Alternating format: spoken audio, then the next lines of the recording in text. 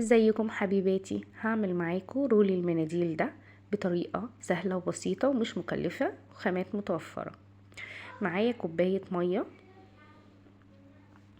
وكوبايتين من الجبس، وكل كوباية جبس ليها معلقة من الاسمنت الابيض علشان يبقى قوي ومتين معانا، ما يتكسرش الجبس بسهولة. احنا كده بنجهز للقاعدة بتاعة حامل المناديل. هنقلبه كويس، هفضل اقلب كده لحد ما القوام يتجانس، ما يبقاش خفيف قوي ولا سميك قوي. وهجيب اي قالب عندي، العلب اللي احنا بنشتري فيها حاجات من السوبر ماركت، اي علبة عندي بلاستيك اقدر اصب فيها بالشكل ده.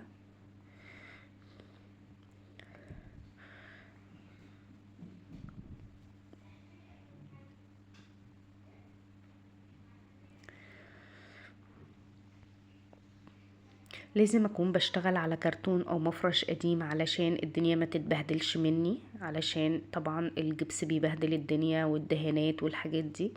وهفضل اخبط بايدي كده علشان اطلع الفقاقيع من الجبس، الهواء اللي جوه الجبس، علشان ما يضايقنيش ويبقى عامل شكل مش لطيف. وبعد ما الجبس ينشف شوية هبدأ احط الرول بتاعي بالشكل ده. ده كان رول بتاع فويل ألمونيوم، حطيته بعد ما الجبس نشف بشوية علشان يثبت وما يتحركش معايا. وبعد كده جبت الستيكر الخشبي ده، كنت حابة الشكل ده، انتي تقدري تستخدمي اي شكل بتحبيه، ولفيته كده على الرول، لزقته. وبعد كده هقفل الفتحة اللي من فوق دي بقطعة من الكرتون، ولزقت عليها برضو قطعة من الستيكر الخشبي ده، واقفلها كده بالشكل ده. بعد ما سبته ينشف خالص الجبس هبدأ اطلعه من القالب بتاعي بالشكل ده.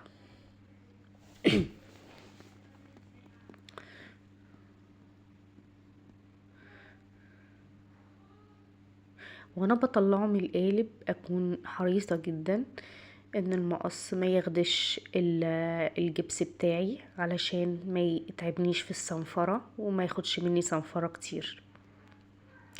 هبدأ اخرجه بالشكل ده، وادى معايا التأثير اللي كان في الطبق، كان شكله حلو جدا.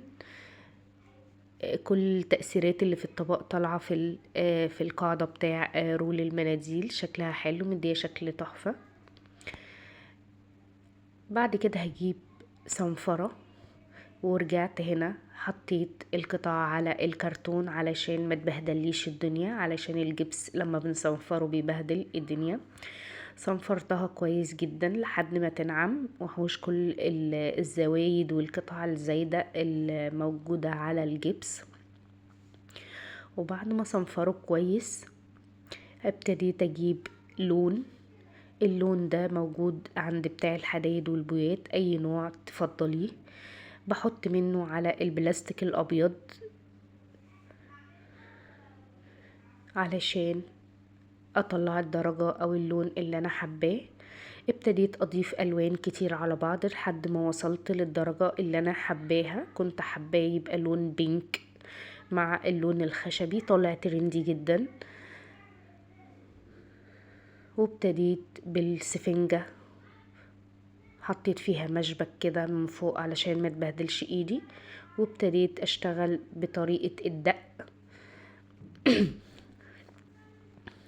ولازم اجيب كل الزوايا وكل الاماكن اللي هي داخله لجوه علشان الفينش بتاعي يبقى مظبوط وشكله حلو.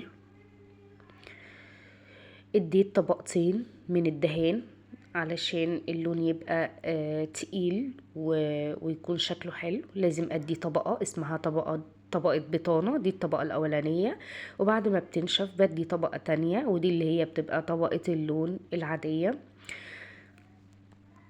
دهنت كده من فوق ومن من حروف من الجوانب. وده كان شكله في النهاية. اتمنى الفيديو يعجبكم. لو اول مرة بتشوفيني اعملي اشتراك وفعلي زر الجرس، عندي افكار ليكم كتيرة جدا الفترة الجاية نعملها مع بعض. قولي لي رأيك في الكومنتات.